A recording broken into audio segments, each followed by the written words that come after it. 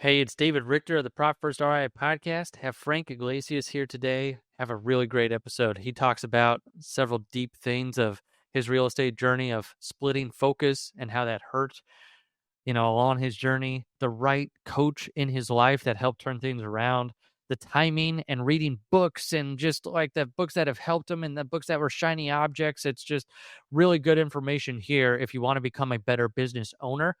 Frank shares a lot of wisdom, and I look forward to having you listen to this episode and diving right in. Thank you for being a listener of the Profit First REI podcast. Hey, everyone. It is David Richter of the Profit First REI podcast. Super excited to have Frank Iglesias here. I was on his podcast too. You got to check out his podcast as well. But I'm super excited because he's read Profit First, been down that road in the real estate world, helping other people. So, Frank, thanks for being on the show. Thank you, David. I appreciate you having me out. Appreciate it. Well, okay. For people that don't know you, how'd you get into real estate? What brought you to this point? So then we can go a little bit deeper. Ooh, how'd we get to real estate? Well, I was a former IT guy for 15 years. Okay. And toward the end of that world, I, like many people this is 2008, got that email, or I don't even remember what it was, about a Rich Dad, Poor Dad seminar. Nice. And of course, I didn't really know. So it was just but it was, it was pretty with the purple or whatever his colors, the mouse and all that. So I was like, all right, we'll go. We'll check it out. Because I was just starting to learn a little bit about investing. So I was like, all right, we'll look. And of course, at the end of whatever it was, couple hours, it was like, whoa. Right. So then that went to and the drill, right? It goes to the 1 day thing. And then next thing you know, you're buying 3 classes. But what I didn't know was when I bought 3 classes, I kind of messed myself up the more I think about it. And it's because it was foreclosure, wholesaling, and lease options. Okay. And the problem with that is all those were great. And of course, this is at the beginning of the real estate crash. So foreclosure, of course, blew up. But it kind of split my focus. Mm. And so I tell people right off the bat, yes, I would have done it a little different. I would have gone deep on 1 rather than buy 3 classes. I would have figured out 1 and go all in on that. Yeah. But I was a former IT guy, so what was I good at? Multitasking. Yeah. So it was just natural. But oh yeah, 3 more things to do. I that's an everyday thing in my world, right? So right. But I didn't realize what I was really doing was creating a little bit of a jack of all trades approach rather than a focused approach. So I tell people, don't do it the way I did it. Don't do what I did. Pick one path and go.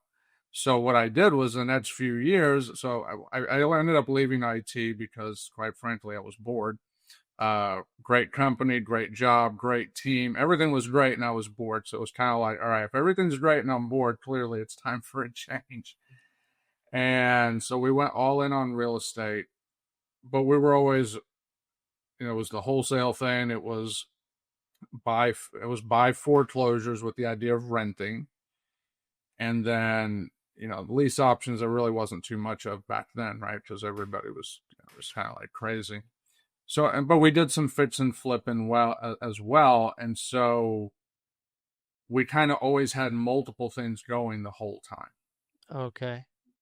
So that's how we got into it and just sort of evolved from there into bigger projects and so forth.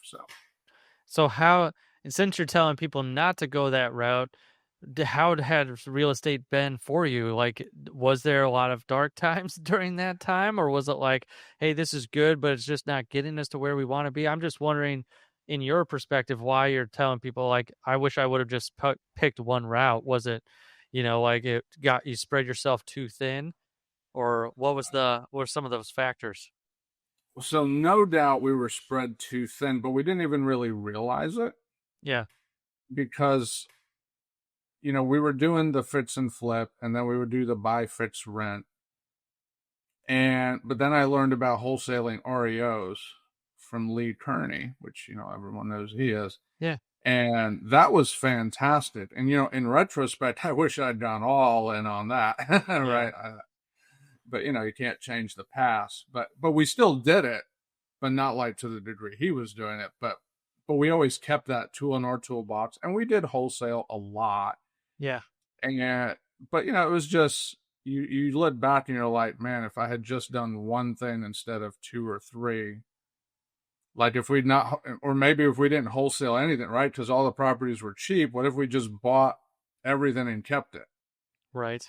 Right. Like we can all look back and know, wow, that's exactly what we all should have done. Right. Right. Yeah. But you don't know these things, especially when you're new. And back then I was learning real estate. I really wasn't learning business.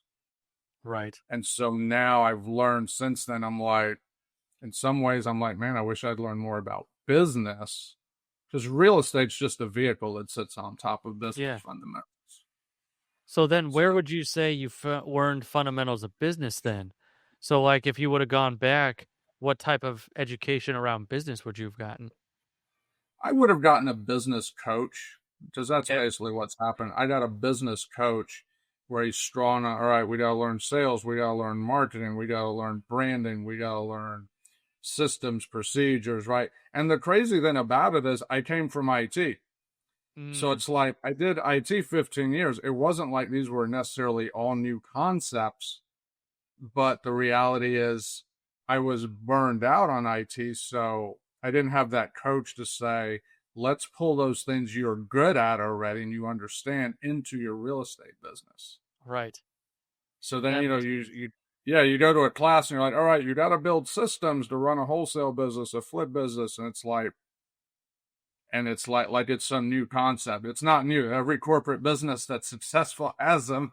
Right. But we just didn't link the two. And so I think to myself, man, I lost a lot of time because I didn't take advantage of strengths that were already there.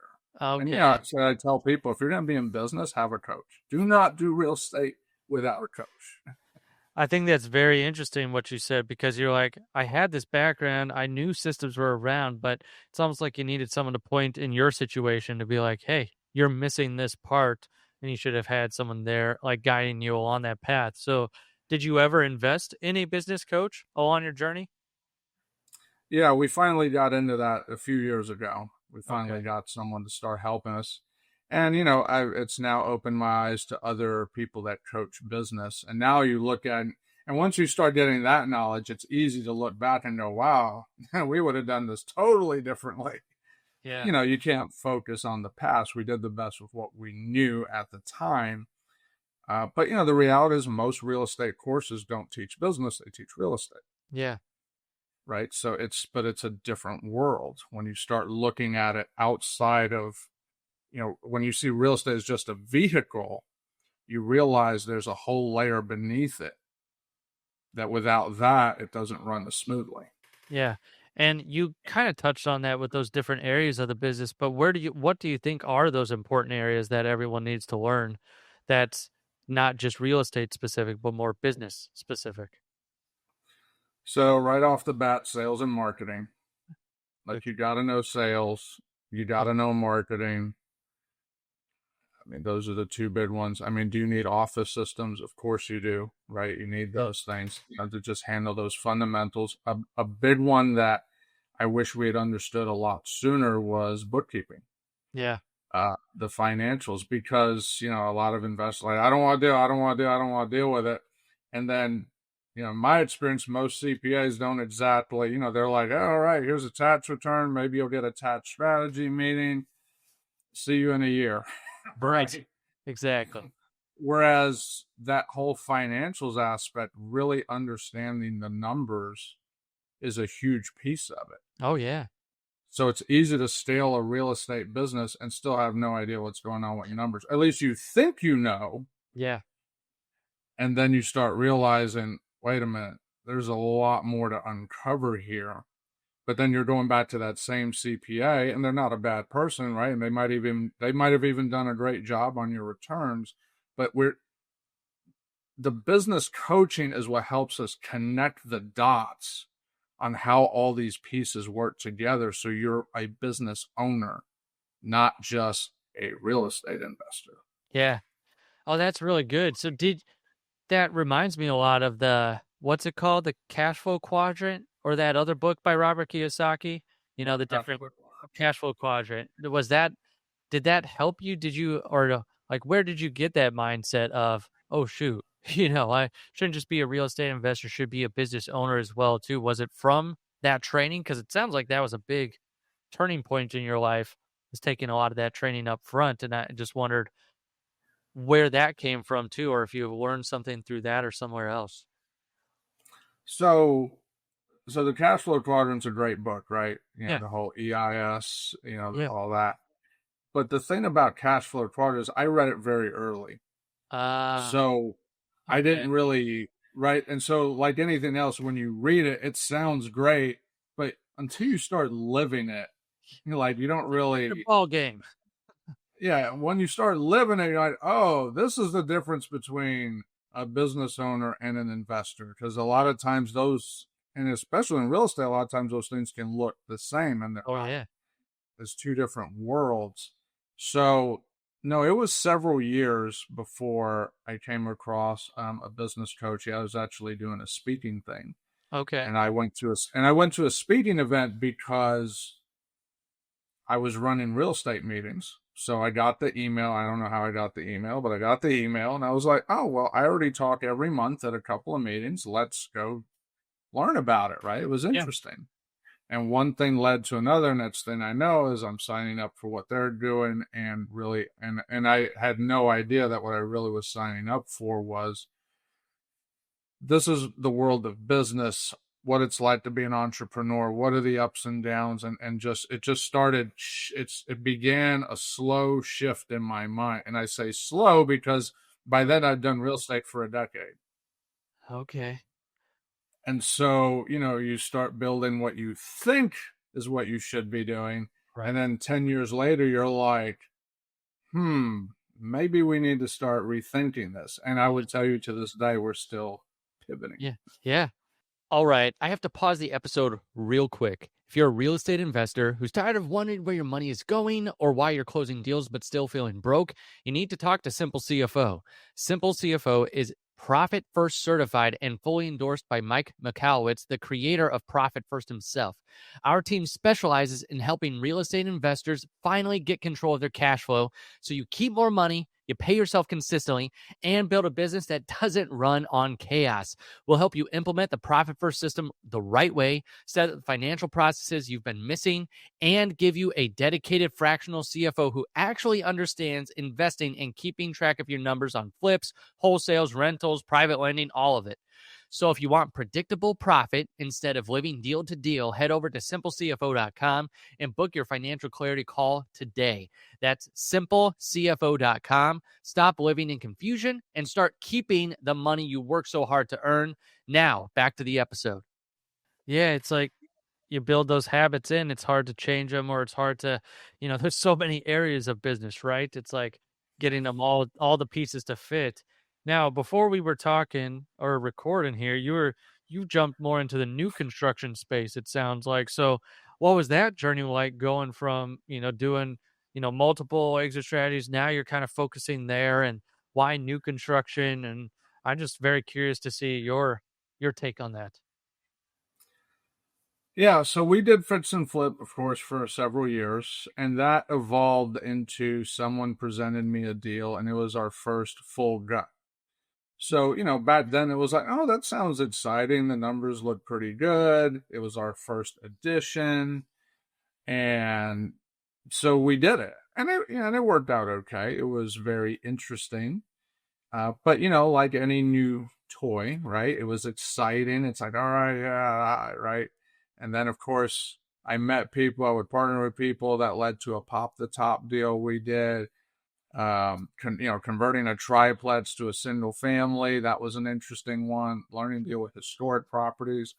And somewhere in there, someone brought us a deal, and it was a pretty rough looking house, all boarded up. And so, of course, I'm thinking, oh, okay, it'll be another one of these full gut remodels.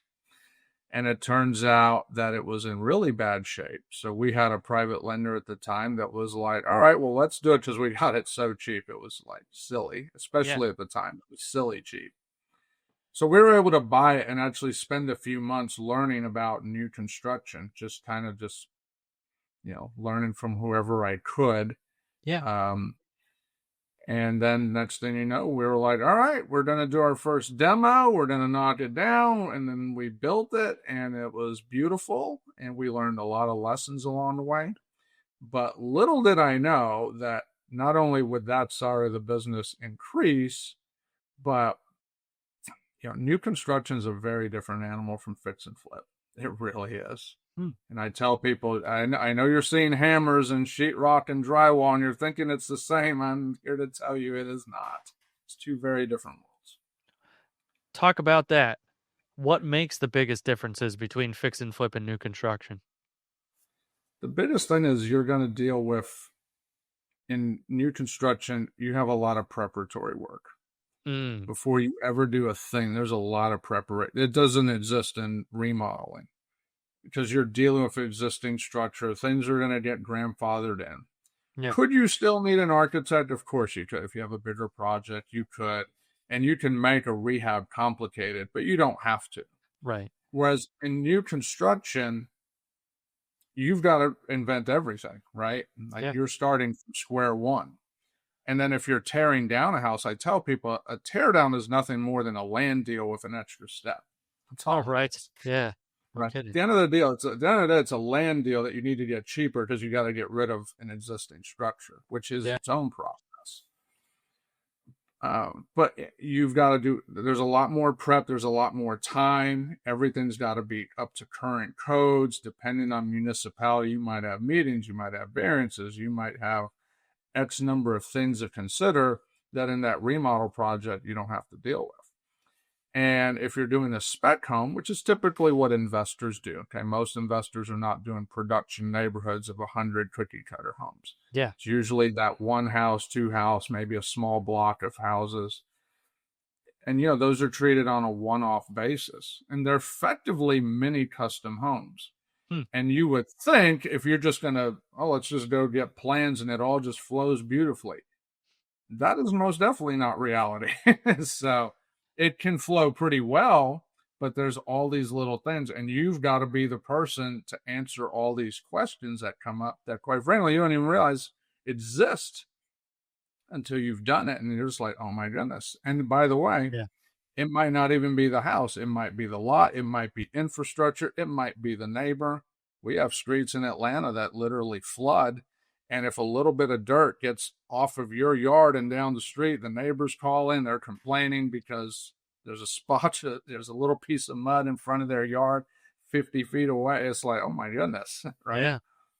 So there's a lot of things that go into it that you just generally don't have to deal with when you remodel, especially if it's not a huge remodel. Yeah. So then but you went the new construction route. So even with all that prep work, is it better then? Do you like it better than going into a remodel? So this is where it becomes very preferential. Yeah. That's why I want to know what you like. What I like about new construction is you're creating something. I like the creation process. I get excited when you're like, there was nothing and now there's something. Yeah. So, and that's not even necessarily real estate. That's just what I like. Yeah. I have that, but not everybody's like that. Some people are more of the let's polish it up mindset. Yeah. Well, if that's your thing, you probably won't like new construction. Remodel is going to make more sense. I still enjoy some remodeling. I tend to like the easier projects, but like the big full guts, fire damage, pop the tops, I don't get as attracted to that because they become very intensive, but you feel like you're always fixing something. Whereas in new construction, even though you're fixing something, it always feels like you're creating. Okay. So it's two different emotional, and that's just me. Someone else might tell you something different, but that's how I look at it is, yes, I'm quote unquote creating in a remodel, but really I'm usually fixing something. Yeah. It's usually a result of something else that has to be fixed. What about the money side of things? So you've got the emotional side, which I really like that because this is like your creativeness is what's, driving this. Like you want to create. What about the money side? Like can you make more in new construction? Is that not one of the things that matters to you as much? It's like, I'd rather just create, even if I don't make as much as maybe if I went and did, pop the tops and remodels and stuff like that. I'm just wondering for your situation, if you see that or what you think about on the actual dollars and cents side. So no, it's a great question. And what we've learned is both can be very profitable. Yeah. And both can also get you in a lot of trouble, especially if you're dealing with big remodels. Yeah. And we've experienced the mountaintop and we've also experienced the valley. So we've Yeah. seen both sides. We know what it's like to win big. We also know what it's like to lose where it really hurts. Yeah. We've seen both sides of it. And what I would tell you is it's important, but it's like any other deal. You got to make sure the numbers make sense. And the mistake I made, and I use that word carefully, is when we do remodels, what do we typically do? We learn the Mayo formula, maximum allowable offer, Right. minus rehab. If you're not, we're assuming you're not wholesaling. So it's mats minus rehab, boom, buy it, go. That formula is not very effective in new construction. In fact, I don't think it's hardly effective at all, is what I've found. And the reason is, in new construction, you have a lot of variables. Again, there's a lot of preparatory work. So there's a lot more variables involved than even in a big remodel. Yeah. Because in a big remodel, you're going to do X, Y, Z, and then you're going to throw a big contingency on there if it's especially on a bigger project. With new construction, you're still going to have that contingency, but there's so many more variables to consider because now I'm dealing with lot issues. I'm dealing with permit specific issues. And I did a video on this recently. You have impact fees. That doesn't exist in a remodel. Right. Well, in some municipalities, impact fees can go easily well into the 5 digits for a single home. That's a substantial amount of money that you don't ever have to think about over here. Right. Yeah. So what we've learned is we started new construction using Mayo again, right? Thinking, well, it just makes sense. Well, not really. Yeah. So we ended up building a different calculator altogether to help reverse engineer the process of new construction to determine, is this going to work? And it's funny because one of the most common questions I get is, this lot's been sitting here for a while. Nobody buys it and I can buy it cheap. Very common. And the answer is almost always the same. Well, the reason it's really cheap is because no one's going to make money building on it.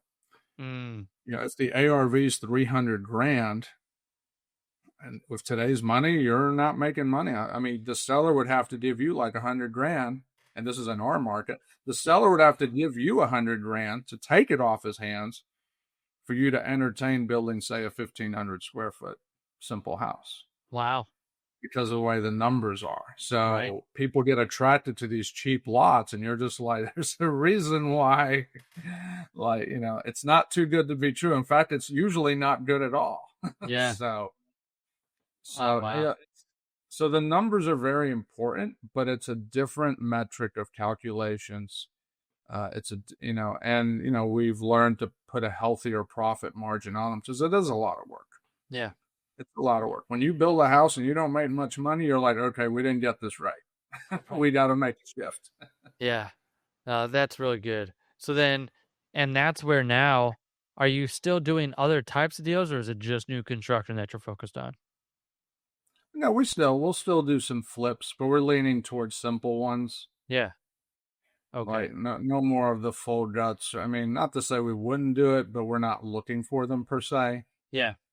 We're more looking for just easy deals, some more wholesale deals, buy and hold stuff after all these years, we've grown to appreciate, let's just do deals that make money quickly.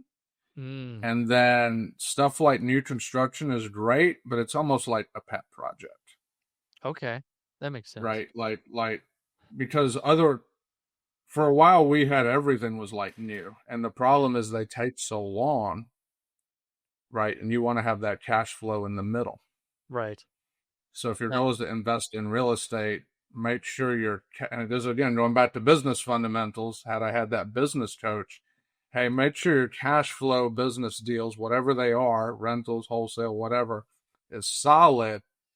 and then you can plug in new construction, because that's not fast money.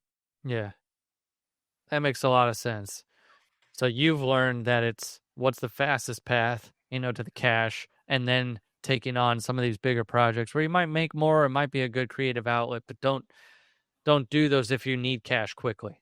Like if you're going into Correct. Yeah, because that's you're basically creating pain, and that's something we learned the hard way. We're like, yeah, okay, wait a minute. yeah, But again, I wasn't getting that um, the help I needed until I stepped out of certain circles and yeah, put myself in business oriented circles. When you look at it from a business perspective, a new construction or a wholesale deal, at the end of the day, it's a transaction on the right. books. Yeah, Right. It's a exactly. transaction and you work with finance. So I know you're right. Like at the end of the day, they're all just transactions on the books. So what is that time involved to execute those transactions? And then you're like, oh, wait a minute. I didn't get that perspective. My perspective before is let's go get the next deal, right? Let's go get the Right. next deal. Yep. Exactly. And it's like, yeah, like you said, it's a transaction, and you're all just going after that same goal of, okay, do we have more money than we had before? Like in this business to make sure that it's actually working. Because if you're going the wrong way, it's a good way to go down in business. So I like how you put that in just very simple terms. It's like, okay, it's at the end of the day, it's just a transaction. But I think there's been lots of good insights here where, you got into it from the Rich Dad seminar, but then from there, I like how you said that perspective of don't split your focus. I feel like that's just so resonant with so many people. Like they get this shiny object syndrome and then they're like, "Ooh, that sounds good." Or I'm taking these different classes, learning these different things, going to an event and like, "Oh, I should be doing what they're doing." So really focusing, getting a coach in your life is specifically a business coach, someone who knows business and not necessarily just always the niche that you're doing, real estate or whatever. I thought that was really good advice. I liked what you said too about the right timing. When you talked about reading, the cash flow quadrant, it's almost like that was good at that point, but then once you're actually in the trenches, things mean different things than when you read them before you were in it. So I thought that was really good too, which I know this is the Profit First REI podcast, so it's like sounds like that's what happened when we were talking before about Profit First. It's like, hey, this is a great concept. Now let's start to implement it once we get things rolling here and like going down that path. So speaking to that right timing thing as well too. Um, anything You you know, want and to you say there? and you mentioned the book Cash Flow Quadrant, and what another thing I've Yeah, learned is we're always seeing read what's the next great book? What's the next great book? What's the next great book? Right? right.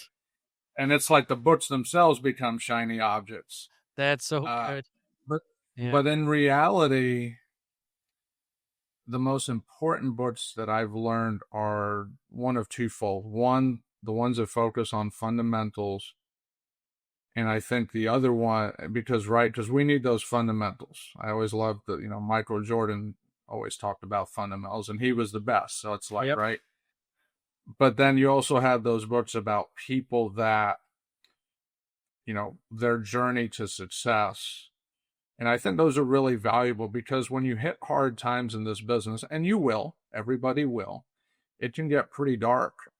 And we need those people that have walked that path before us yeah, to remind us, okay, as dark as a moment might feel, you're not the only one that's been there, yep, right? It's not, the sun will rise again. And I think that's where also having that business coach helps to really help keep you reminded of, help keep you grounded, so to yeah, speak. That as you go through a tough time, it's like, you'll pass. And, I put myself in some circles where I got to meet some very successful people in all facets of business. And one of the things I really loved about that was they, the ones I talked to, they echoed a similar sentiment, which was it's hard to appreciate a ton of success if you haven't first walked through a very dark path, yeah. right? You need Very true. that, right? When you go through that really dark time, then when you come back up to the mountaintop, it means so much more Yeah, than it might have if you've never had a dark time. yeah. So That's there's a lot of 100%. gratitude in there.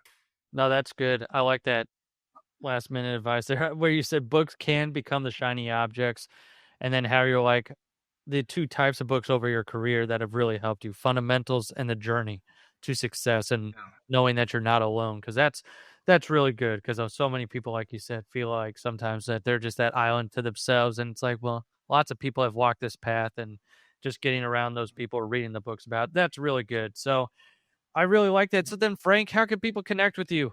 Like, I don't know, a website, you've got the podcast. I don't know. What do you want to, how can people get a hold of you?